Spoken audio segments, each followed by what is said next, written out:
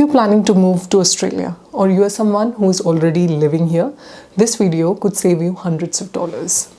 Now, new migrants, they often commit a lot of money mistakes, not because they're careless, but the system here is a bit different and the cost of living can also be a shock.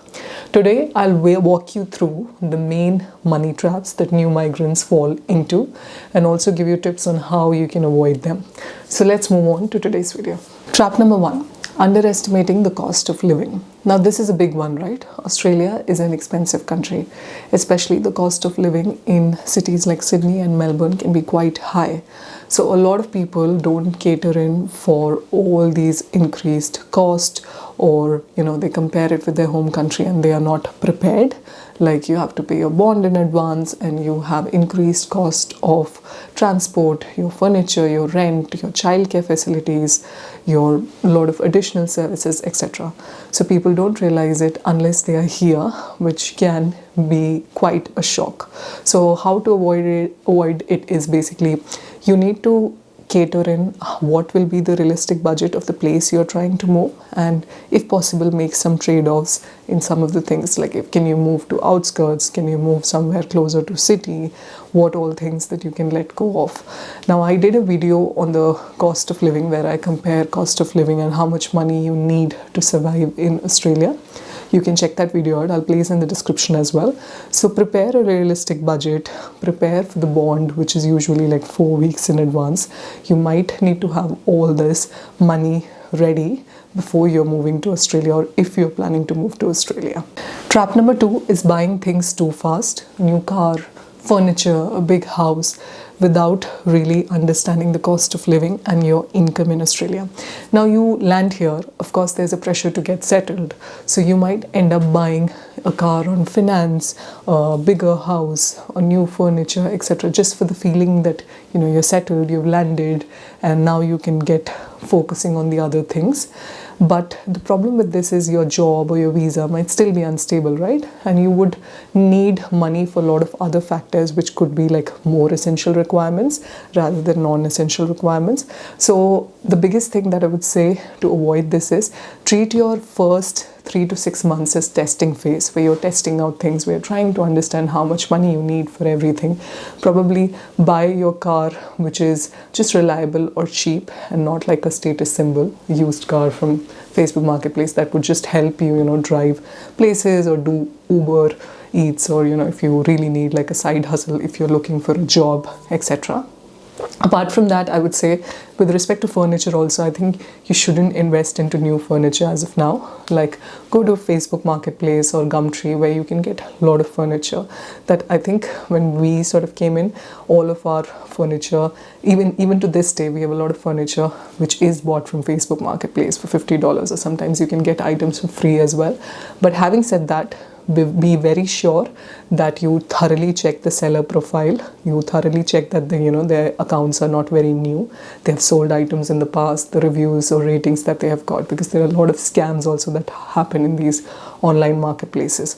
So having said that, so all of your things can wait for now, and even for a house you can do some trade-offs, like you go for a apartment rather than a big house which needs more maintenance, or you go for a shared accommodation rather than a private space.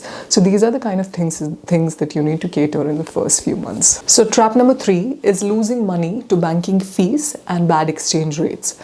A new migrant comes in, walks into the first bank they see and open an account there.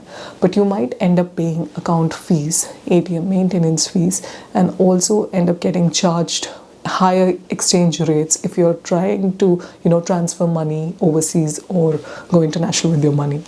Now, how to avoid is basically you compare which of the accounts offer what kind of rates. There could be fee-free accounts as well. Try that. And on top of that, I would say that most of the banks in Australia, they give a savings account or a high interest savers account as well.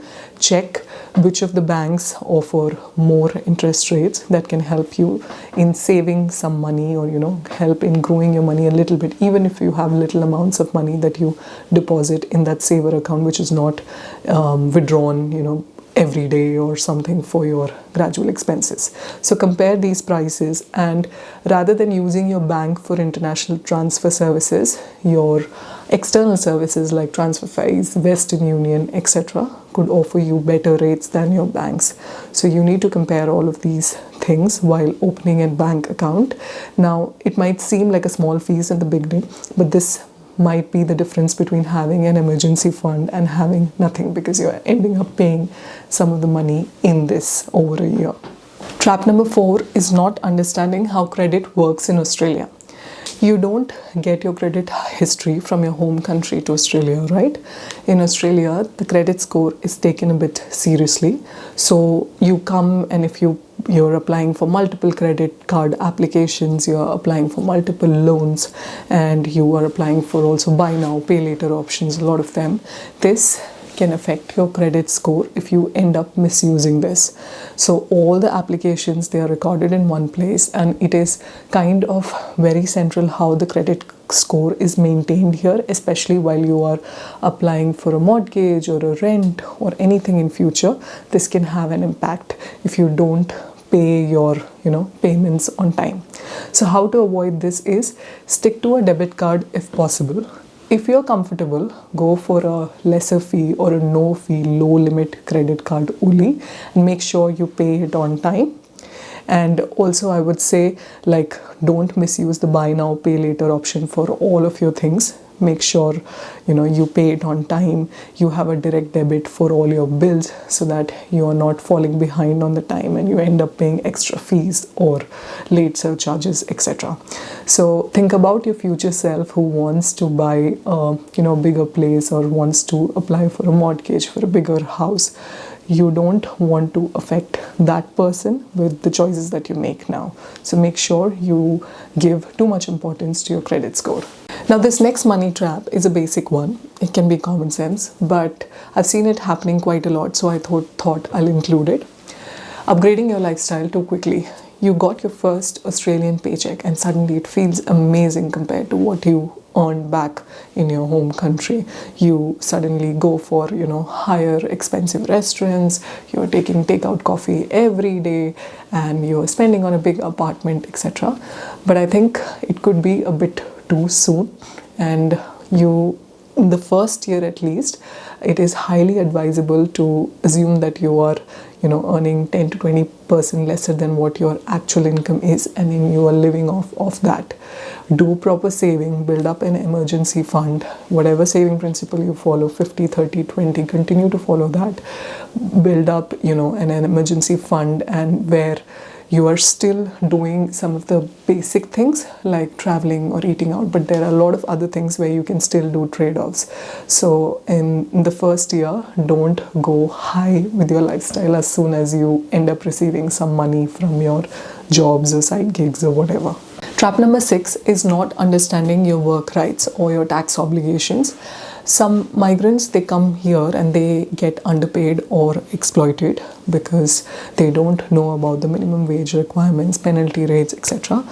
Others may not apply for a tax file number, and later when it's time for filing their tax returns, they might get a shock when they kind of assume a bigger rate that they have to pay to the government. So these are the kind of things that you need to keep in mind. Consider what is the minimum wage for the job type or the industry that you are in. And there are organizations that work for the benefit of employees like Fair Works, etc., that you can reach out to if you don't think that's being met. Apply for a TFN or a tax file number as soon as you come here. It can be really handy while you're filing your tax, and keep your income related expenses, your work related expenses, other receipts that you bought for your work or that you can use for claiming tax handy. This might be useful even if you're using going through an agent who's filing your taxes. This can make you prepared. Trap number 7. Sending too much money home or internationally too soon. Now this can be emotionally hard, right? You might be pressured to send money back to your home country, to your family, to support them for their needs, etc. But if you do that in the first 6 to 12 months, if there's any emergency or a job loss or anything that doesn't work in your favor, all your calculations of survival can become extremely difficult. So it's very important to build an emergency fund in the first 6 to 12 months. even if it's like $1,000 to $3,000 that you can sort of build, that will help you in case an unpleasant scenario comes up. Set up a realistic timeline with your family when you can actually start contributing. Remember that, if you are financially stable, you can make better contributions, and you can be emotionally and mentally happy as well, instead when you are in a debt or too much stress, etc. So these were all the money traps that I felt that migrants or people who are planning to move to Australia should be aware of. If you're someone who is already living here and who have done these kind of mistakes, it's okay, it's common, we all have done that. Is there anything that you would like to add that can be helpful for prospective migrants? Please put it down in the comments as well. Let me know if this video was helpful, and let me know if you need more videos or any other topics that I can cover based on my experience and research. Thank you so much for watching.